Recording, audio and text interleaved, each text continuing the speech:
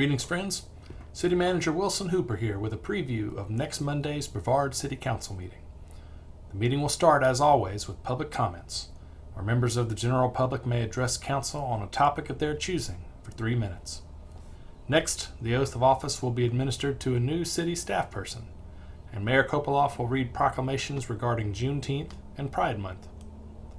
Next, the city's consultant Pluserbia will give a presentation on recommended architectural standards for new physical development in Brevard. If you'll recall, earlier in the spring, a survey was distributed and a series of public workshops and walking tours were held by Pluserbia to gather public input on what features of Brevard's built landscape are most important to our community. They have since taken that input and used it to create recommendations for architectural standards that could, if council wishes, be incorporated into Brevard's Unified Development Ordinance. If you have an interest in Brevard's architecture, I recommend you attend Monday evening. Next, council will take a series of ministerial actions, passing an ordinance closing certain streets on 4th of July, releasing property tax refunds for the month of May, and authorizing me to sign an agreement with Pisgah Area Sorba for the maintenance of trails in city-owned Bracken Preserve. Next, council will be asked to approve updates to the city's personnel policy, which is the policy that governs how we manage our workforce here at the City of Brevard. In this case, the changes are all employee-focused and designed to make the city a better place to work. Council will then be asked to take up the question of the FY25 budget. This has been on the agenda several weeks in a row now, with rich feedback coming from participants in the public hearing at the last meeting. Council have offered a number of alternative funding scenarios which are included in the agenda packet and online at the link below. My hope is that Council will take action on Monday evening, either by approving my proposal or selecting from the menu of alternatives.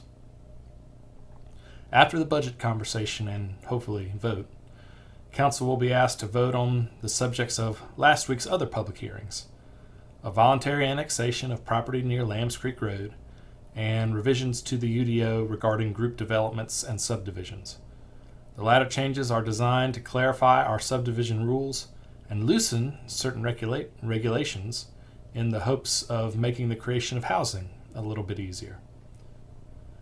The next item on the agenda will only be discussed if a budget is passed. It's an item asking Council to authorize me to sign a 5-year lease for office space at 132 Commerce Street for Brevard Police Department. The money for rent on that lease is included in the budget, so that's why this one will only go forward if the budget's passed. BPD's current space in City Hall is too cramped and in bad condition.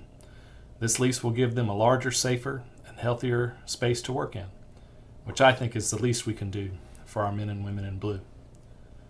Next, the Council will be asked to approve an updated financing plan for the recently completed Burl Mountain Water Tank project. As with most construction projects these days, the cost was higher than anticipated. The city approached the state asking if they would make up the difference, and they did, kind of.